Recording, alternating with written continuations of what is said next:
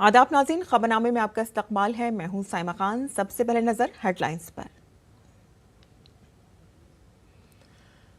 मालदीव के सदर मोहम्मद मुइज़्ज़ू आज भारत के 5 रोजा दौरे पर पहुंचेंगे। नई दिल्ली वजीर आज़म मोदी के साथ भामी दिलचस्पी के दो तरफा इलाकाई और बैनुल अक़वामी उमूर पर करेंगे तबादला ख्याल।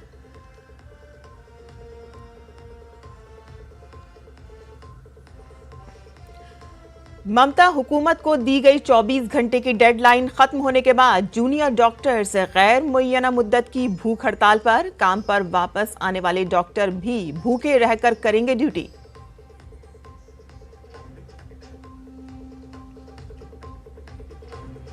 उत्तर प्रदेश के वजीर आला योगी आदित्यनाथ आज प्रयागराज में महाकुंभ 2025 का लोगो, वेबसाइट और ऐप करेंगे लॉन्च। आला अफसरान और अवामी नुमाइंदों के साथ तैयारियों का लेंगे जायजा।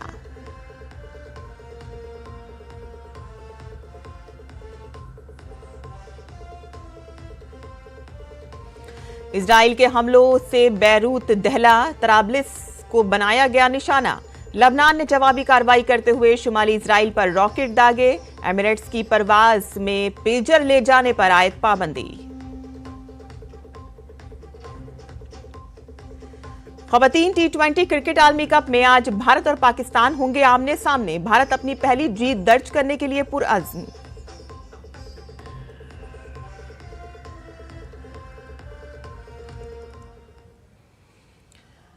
और अब खबरें तफसील से। मालदीव के सदर मोहम्मद मुइज़्ज़ू आज से 10 अक्टूबर तक भारत के दौरे पर होंगे। 4 माह में ये उनका नई दिल्ली का दूसरा दौरा होगा। ये मुइज़्ज़ू का पहला दो तरफा दौरा होगा और इससे कबल वो जून 2024 में वज़ीर आज़म नरेंद्र मोदी की तक़रीब हलफ बर्दारी में शिरकत के लिए नई दिल्ली आए थे। वज़ारत ख़ारजा ने एक बयान में कहा कि मुइज़्ज़ू अपने दौरे के दौरान सदर जमहूरिया द्रौपदी मुर्मू से मुलाकात करेंगे और पीएम मोदी के साथ भामी दिलचस्पी के दो तरफा इलाकाई और बैनुल अक़वामी उमूर पर तबादला ख्याल करेंगे।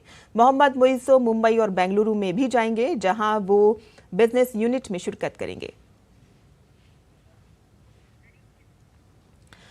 और कोलकाता के आरजीकर अस्पताल में एक डॉक्टर की इस्मत दरी और कत्ल केस के खिलाफ एहतजाज करने वाले जूनियर डॉक्टर्स अब गैर मुअय्यना मुद्दत की भूख हड़ताल पर हैं, जो कि ममता हुकूमत ने उनके मुतालबात पर कोई जवाब नहीं दिया और इसलिए उन्होंने कल रात मुकर्ररा तारीख के बाद भी भूख हड़ताल का ऐलान किया। पहले मरहले में 6 जूनियर डॉक्टर्स भूख हड़ताल पर हैं। जूनियर डॉक्टर जो काम पर वापस आए हैं वो भी बगैर कुछ खाए पिए मरीजों का इलाज करेंगे। उन्होंने रियासती हुकूमत को अपने 10 नुकाती मुतालबात को पूरा करने के लिए 24 घंटे का वक्त दिया था और उनके मुतालबात में मुतासरा डॉक्टर के अहले खाना को फौरी इंसाफ की फराहमी, सेक्रेटरी हेल्थ की ओहदे से बरतरफी, सरकारी अस्पतालों में सिक्योरिटी के मुनासिब इंतजामात और धमकियों के कल्चर का खात्मा, सेंटर लाइट्स रिलीफ सिस्टम और खाली बिस्तरों की डिजिटल मॉनिटरिंग वगैरह शामिल है। मगरबी बंगाल के जनूबी 24 परगना में ट्यूशन के लिए जाने वाली एक तालिबा के अगवा और कत्ल के खिलाफ आसनसोल में बीजेपी के बैनर तले लोगों ने एहतजाज किया और एक रैली निकाली। रैली में शरीक लोगों ने ममता हुकूमत और मगरबी बंगाल पुलिस के खिलाफ नारे लगाए। रैली में शरीक एक मुजाहिरीन ने कहा कि बंगाल में खवातीन के खिलाफ इस्मत दरी और कत्ल के वाक़यात मुसलसल हो रहे हैं। ममता हुकूमत को फौरन इस्तीफा दे देना चाहिए। ट्यूशन पढ़ने निकले थे, उसका पिताजी 10 बजे तक जब नहीं आया, उसका पिताजी खोजने निकले उनको और खोज के नहीं मिला। पुलिस के पास गए, पुलिस FIR लिया नहीं। उसके बाद आज सुबह उसका डेड बॉडी मिला है खेत का अंदर, बलात्कार करके हत्या कर दिया गया। तो इसका बाद जो पुलिस का जो रवैया है, पुलिस का थाना में जाने का बाद कोई कंप्लेन लेने के लिए इनकार किया, FIR लेने के लिए इनकार कर दिया।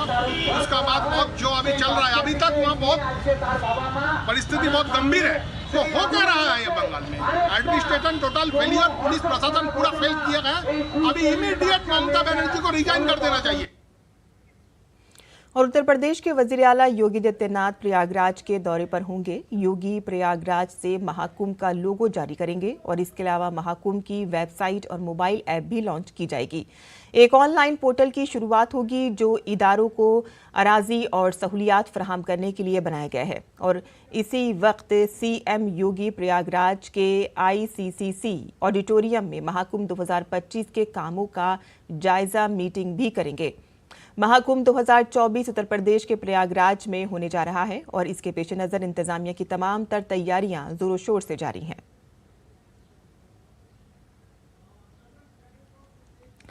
मुल्क के साबिक सदर जमहूरिया रामनाथ कोविंद ने दिल्ली के नेशनल म्यूजियम में 30वें लाल बहादुर शास्त्री मेमोरियल लेक्चर में पहली बार वन नेशन वन इलेक्शन पर खुलकर अपने ख्यालात का इजहार किया। इस मौके पर रामनाथ कोविंद ने राजस्थान इंतखाबात का जिक्र करते हुए कहा कि राजस्थान असेंबली इंतखाबात 2023 के आखिर में हुए, नई हुकूमत तश्कील दी गई, सरकार जब तक काम करती तब तक लोकसभा इंतखाबात का ऐलान हो गया। राजस्थान के लोगों का काम तकरीबन 7 माह तक ठप होकर रह गया। ये अवामी मफाद का नुकसान है और इसीलिए वन नेशन वन इलेक्शन कौमी मफाद में है।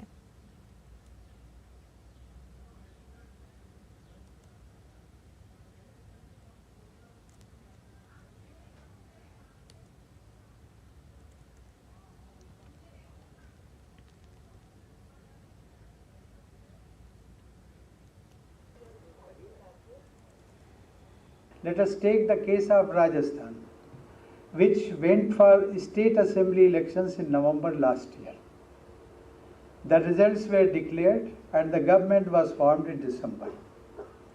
The new government takes a couple of months to orient itself. Now there are Lok Sabha elections scheduled for 2024. The attention of the Rajasthan government shifts to Lok Sabha poll preparation. In March, the Model Code of Conduct came into force.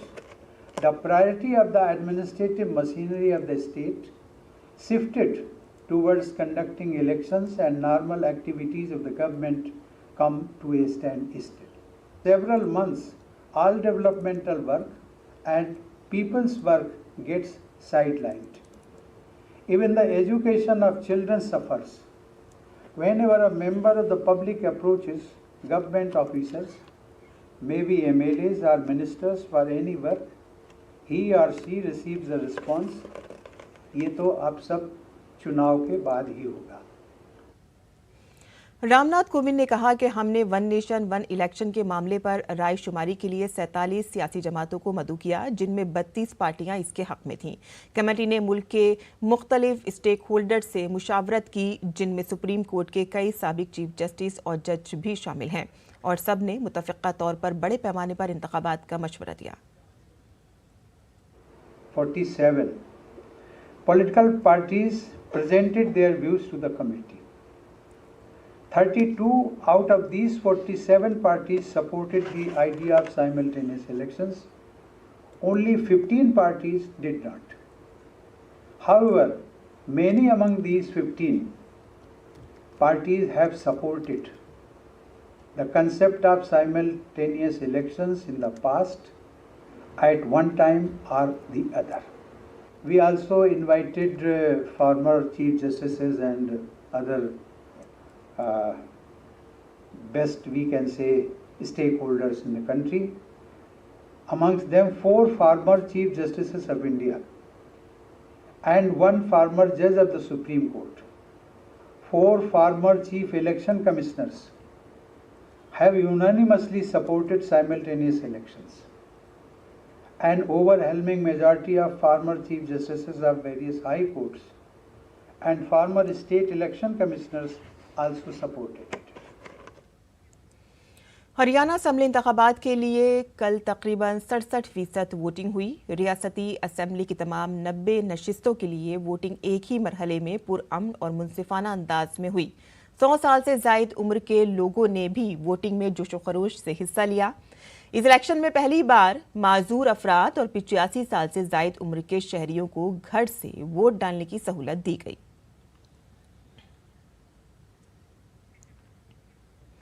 शारदीय नवरात्रि का जश्न पूरे मुल्क में जोरों शोर से जारी है। इस मौके पर शारदीय नवरात्रि के चौथे दिन दिल्ली के झंडेवालान देवी मंदिर में देवी कुष्मांडा के चौथी शक्ल की पूजा की गई।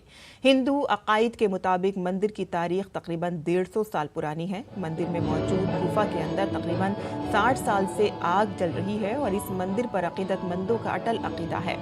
वो यहाँ से माता रानी का लेकर अपने घर में जलाते हैं।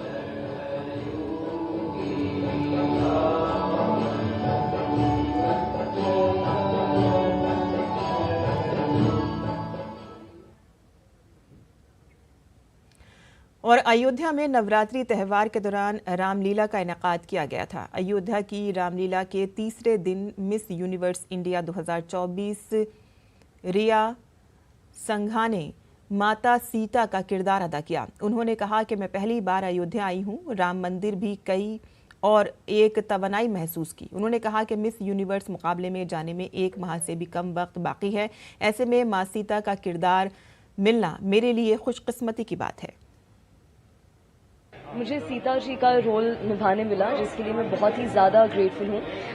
अयोध्या में पहली बार मैं यहाँ पे आई हूँ, लेकिन मुझे ऐसा लगा नहीं, क्योंकि इतने अच्छे लोग हैं यहाँ पे, बहुत ही दिल से अच्छे लोग हैं यहाँ। जैसे कि मैंने कहा पहली बार है अयोध्या में, लेकिन जब यहाँ पे मैं काम करने लगी तो मुझे ऐसा लगा कि मैंने पहले यहाँ काम किया हुआ है। मुझे लगता है मेरा ब्लेसिंग है सीता माँ का। रोल मिलना एक साइन था, क्योंकि अभी ही 1 महीने से भी कम टाइम बचा मेरा मिस यूनिवर्स जाने के लिए, इंडिया को रिप्रेजेंट करने के लिए। तो इससे ज़्यादा बेहतर मैं सोच ही नहीं सकती, इससे ज़्यादा हो सकते हैं क्या है। और पूरे मुल्क में नवरात्रि मनाई जा रही है। नवरात्रि के आगाज के साथ ही गुजरात गरबा के रंग भी देखने को मिल रहे हैं। जामनगर में नवरात्रि के मौके पर रिवायती गरबा खेल स्वातिक रास भी किया गया, जहां गरबा की खूबसूरती नजर आई। लोग नाचते हुए और गरबा खेल कर देवी की पूजा करते नजर आए।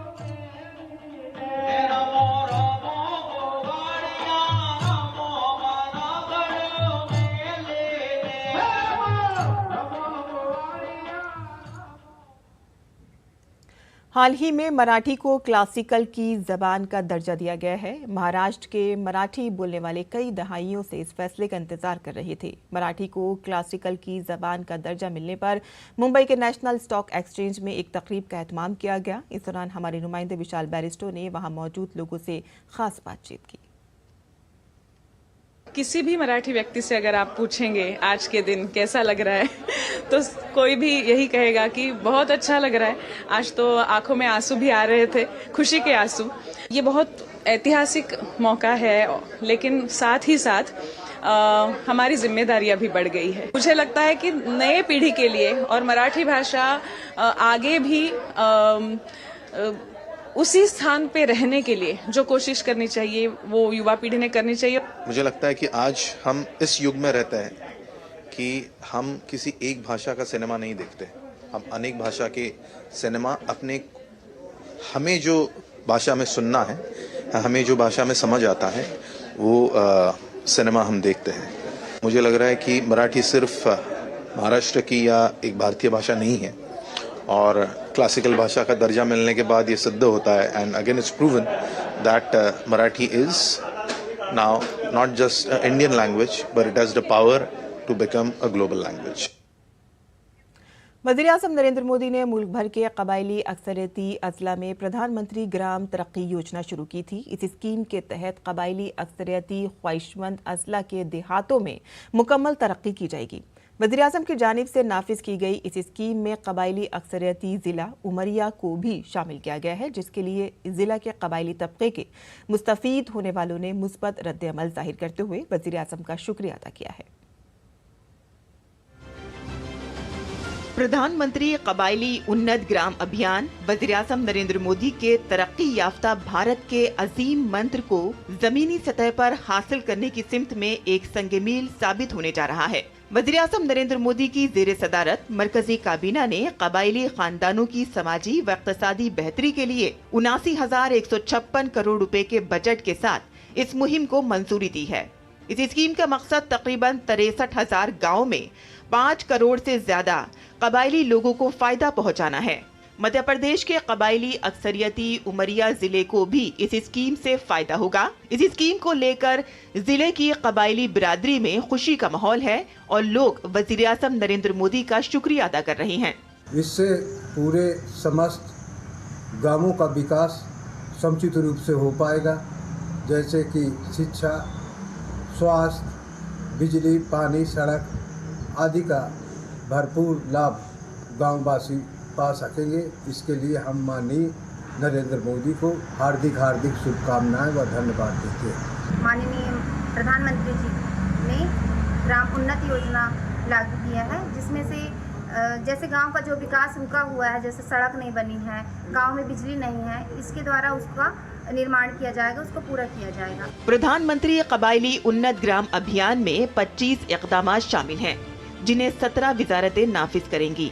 इसके अहम मकासद में बुनियादी ढांचे की तरक्की, माशी बाइख्तियार बनाना, तालीम तक रसाई में इजाफा और सेहत की सहूलियात को बेहतर बनाना शामिल है।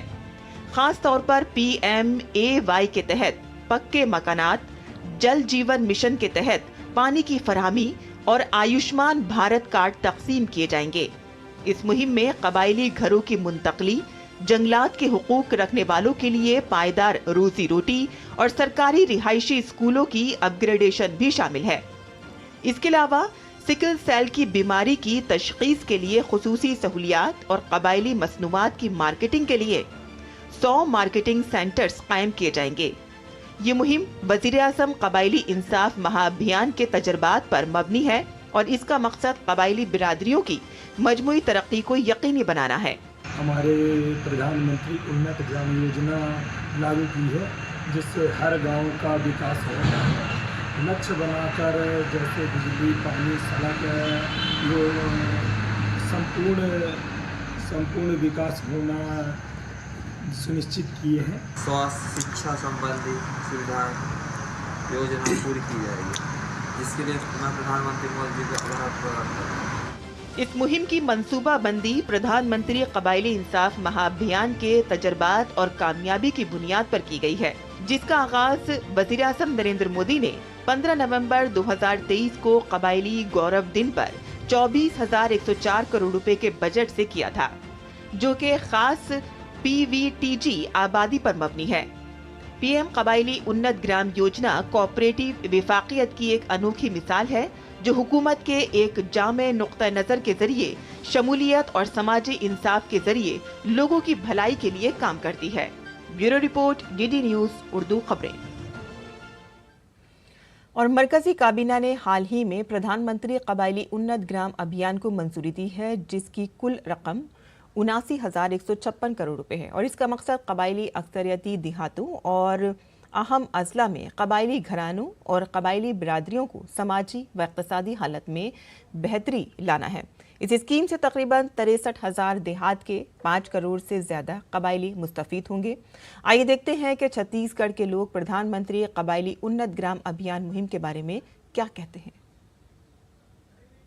प्रधानमंत्री उन्नत ग्राम योजना के तहत जो देश में जो चालू किए हैं, तो हमारे बीजापुर क्षेत्र जो आदिवासी का पिछड़ा हुआ क्षेत्र है, तो यहाँ के लोगों को प्रधानमंत्री उन्नत ग्राम योजना के तहत एक अच्छा लाभ मिलेगा। पीएम नरेंद्र मोदी की जो योजना है, उनके विकास, सर्वांगीण विकास के लिए जिस तरह से बताया गया है, उससे लग रहा है कि निश्चित तौर पर आदिवासियों के विकास में वो सहायक होगा। प्रधानमंत्री जनजाति उन्नत ग्राम योजना के तहत जो योजना लॉन्च किया प्रधानमंत्री जी ने, इससे कहीं ना कहीं आकांक्षी जिलों में जो आदिवासी समाज निवास रहते हैं, उनको आज पर्यंत तक भी जो बुनियादी ढांचे जिसको जो मिलना चाहिए था, उससे कहीं ना कहीं वंचित थे। निसंदेह ही इस योजना से चाहे वो शिक्षा का हो, स्वास्थ्य हो या फिर रोजगार, आर्थिक सशक्तिकरण, इस पर पूरा लाभ आदिवासी समाज इसका उठाएगा। PM उन्नत ग्राम योजना के तहत इस आदिवासी बीजापुर बहुल्य क्षेत्र में जो प्रधानमंत्री ने एक अच्छी योजनाएं हमारे लिए निकाले हैं, इसके लिए मोदी जी का बहुत बहुत धन्यवाद देते हैं। और मराठी को क्लासिकल ज़बान का दर्जा मिलने पर मुंबई के नेशनल स्टॉक एक्सचेंज में वज़ीर-ए-आज़म नरेंद्र मोदी की तशक्कुर की तकरीब का एहतमाम किया गया। इस मौके पर हमारे नुमाइंदे विशाल बैरिस्टो ने मशहूर गुलकारा आशा भोसले से खास बातचीत की। आज महाराष्ट्र के लिए गौरव का दिन है। मराठी को क्लासिक लैंग्वेज या अभिजात्य भाषा का दर्जा मिला है। मेरे साथ हैं जो है उनको किसी इंट्रोडक्शन की जरूरत नहीं है, one and only Asha ji, आशा ताई, आशा भोसले जी। आशा जी, सबसे पहले मराठी लैंग्वेज को जो ये स्टेटस मिला है उस पर आप क्या कहेंगी? मुझे बहुत अच्छा लगा है क्योंकि मराठी भाषा बहुत पुरानी है और जिन लोगों ने लिखा है, जो लेखक हैं, जो मतलब कविता लिखते हैं या क्या बोलते कादम्बरी लिखते हैं, इतिहास लिखते हैं और जितना भी कल्चर है हमारे भाषा का जो कल्चर है वो ये लिखते हैं। और ये भाषा इतनी पुरानी है तो इसको ये दर्जा मिलना ही चाहिए था। तो मुझे बहुत खुशी है कि मैं इसकी भागीदार हूँ। आशा जी, मोदी जी के लिए क्या कहेंगी आप? क्या उनकी ऐसी बातें जो आपको अच्छी लगती है? मोदी जी मुझे बहुत अच्छे लगते हैं, बहुत अच्छे लगते हैं और जो उन्होंने काम किया है और जो करते हैं और दिखता है, ये नहीं कि बोल के बैठ जाते हैं। जो आप आज के दिन के लिए पूरे महाराष्ट्र को बोलना चाहेंगी? ये दिन बहुत बड़ा है हम महाराष्ट्रियन लोगों के लिए। अभिजात भाषा को मिला है और ये बहुत बड़ी बात है। सब महाराष्ट्रियन लोग जहाँ बाहर के भी होंगे, बाहर देश में भी होंगे, तो वो बहुत गौरव फील करते होंगे और मैं उनके साथ हूँ। जब मुझे भी बहुत खुशी हुई है कि हमारी भाषा को ये गौरव मिला कि मेरी मातृभाषा है। ये मातृभाषा हमेशा बहुत नज़दीक होती है। तो ये थी आशा ताई जिनका ये कहना है कि आज वाकई बड़ा दिन है और क्यों ना हो, महाराष्ट्र जिसके नाम के आगे महा लगा है, सभी लोगों के लिए, सभी मराठियों के लिए आज गौरव का दिन है। कैमरामैन रमाकांत के साथ मैं विशाल बैरिस्टो, डीडी न्यूज़, मुंबई। और नाज़रीन, अब पेश है दिल्ली से शाये उर्दू अखबारात का मुख्तसर जायजा।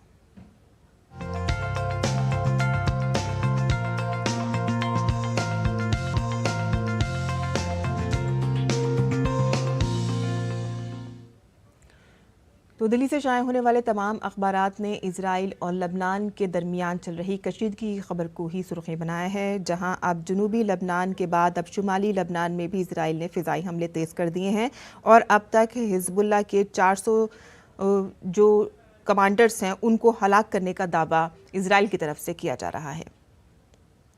आगे बढ़ते हैं, जहां शदीद बरहमी का इजहार करते हुए सुप्रीम कोर्ट ने कहा है कि राशन कार्ड की फराहमी में इतनी ताख़ीर क्यों हो रही है और जल्द से जल्द राशन कार्ड जो हैं वो फराहम की जाएं। आगे बढ़ते हैं, यूट्यूब सारिफीन के लिए एक खुशी की खबर है। अब यूट्यूब सारिफीन के लिए एक बड़ी अपडेट सामने आई है, जिसमें यूट्यूब ने अपने शॉर्ट्स की मुद्दत को अब 1 मिनट से बढ़ाकर 3 मिनट कर दिया है। यानी कि यूट्यूब ने अपने टिकटॉक जो लोग बनाते हैं शॉर्ट्स में, वो अब 1 मिनट के बजाय अब 3 मिनट की बना सकते हैं। ये उनके लिए खुशी की खबर है। आगे बढ़ते हैं, जहां मजरू सुल्तानपुरी का यौम विलादत है और उन्हीं को खराज अक़ीदत पेश करते हुए अखबार ने, रोज़नामा इनकलाब ने यहाँ पर उनके लिए एक आर्टिकल शाया किया है, जिसमें उन्होंने उनके कई नग़मों का भी जिक्र किया है, जिसमें एक दिन बिक जाएगा माटी के मोल, कितना नाजुक है दिल ये न जाना, हाय हाय ये जालिम ज़माना और जब ही दिल ही टूट गया हम जी के क्या करेंगे। इस तरह के कुछ मशहूर और मारूफ नग़मे यहाँ पर उन्होंने लिखे थे। उसी का हवाला देते हुए उन्होंने ये आर्टिकल मजरू सुल्तानपुरी के ऊपर शाया किया है। तो ये थी आज के अखबारात की सुर्खियाँ जो हमने आपके लिए चुनी थी। और कुछ बैनुल-अक़वामी ख़बरों का भी जिक्र कर लेते हैं, जहां मग़रबी एशिया में लबनान में इजराइल की मुहिम तेज़ हो गई है और इसी सिलसिले में इजराइल ने शुमाली लबनान के शहर तराबलिस को निशाना बनाया है। लबनान ने इजराइल के हमले के बाद जवाबी कार्रवाई में शुमाली इजराइल पर रॉकेट दागे और दर असना अमारात की परवाज़ों में पेजर ले जाने पर भी पाबंदी आयद कर दी गई है। शुमाली इजराइल में धमाकों की आवाज़ें सुनी गईं और रेड अलर्ट जारी किया गया और आयरन डोम भी फाल कर दिया गया है। वहीं इजरायली वज़ीर-ए-आज़म बेंजामिन नेतन्याहू ने हफ्ते के रोज फ्रांसीसी सदर इमैनुअल मैक्रों को हदफ़े तनक़ीद बनाया। उन्होंने अपने दफ्तर से जारी करदा एक वीडियो में कहा है कि मैक्रों और दीगर मग़रबी रहनुमाओं को शर्म आनी चाहिए जिन्होंने इजराइल को हथियारों की फरहमी पर पाबंदी का मुतालबा किया है। वहीं नेतन्याहू ने अपनी जीत का दावा करते हुए कहा है कि मग़रिब उनकी हिमायत करे या ना करे, इजराइल ईरान की क़यादत में वहशियाना क़ुव्वतों के खिलाफ फातेह रहेगा। दर हकीकत इमैनुअल मैक्रों ने दूसरे ममालिक से मुतालबा किया था कि वो गजा में तनाज़ा ख़त्म करने के लिए इजराइल को हथियारों की तरसील रोक दें। और खेल की खबरों में ख़वातीन T20 क्रिकेट वर्ल्ड कप में आज पाकिस्तान और भारत आमने सामने होंगे। जहां भारत मुकाबले में अपनी पहली जीत के लिए कोशा है तो वहीं पाकिस्तान ने श्रीलंका को पहले मैच में शिकस्त दी है। भारतीय टीम पाकिस्तान के खिलाफ मैच जीतकर अपनी मुहिम को तेज करने की कोशिश करेगी। अदद शुमार की बात करें तो भारत और पाकिस्तान की ख़वातीन टीम के दरमियान अब तक कुल 15 T20 इंटरनेशनल मैचेस खेले जा चुके हैं, जिनमें से भारतीय टीम ने 12 जीते हैं। पाकिस्तानी ख़वातीन टीम सिर्फ 3 मैच जीत सकी है और ऐसे में भारतीय टीम T20 में पाकिस्तान से बहुत आगे है। और भारत और बांग्लादेश के दरमियान 3 मैचों की T20 क्रिकेट सीरीज का आगाज आज से हो रहा है। सीरीज का पहला मैच ग्वालियर में खेला जाएगा। 14 साल बाद ग्वालियर को बैनुल-अक़वामी मैच की मेजबानी मिली है। T20 सीरीज से पहले खेले गए टेस्ट मैच में बांग्लादेश को शिकस्त देने के बाद उतरने वाली टीम इंडिया टूर्नामेंट का आगाज जीत के साथ करने की कोशिश करेगी। भारत और बांग्लादेश के दरमियान T20 फॉर्मेट में पिछले रिकॉर्ड्स की बात करें तो अब तक दोनों ही टीमें 14 बार आमने सामने हो चुकी हैं, जिसमें भारत ने 13 मैचेस खेले हैं जबकि बांग्लादेश ने 1 मैच जीता है। मैच से कबल शिवम दुबे की जगह तिलक वर्मा को टीम में जगह मिली है। शिवम मैच से कबल प्रैक्टिस के दौरान जख्मी हो गए थे। और अब पेश है मुल्क भर के मौसम का हाल।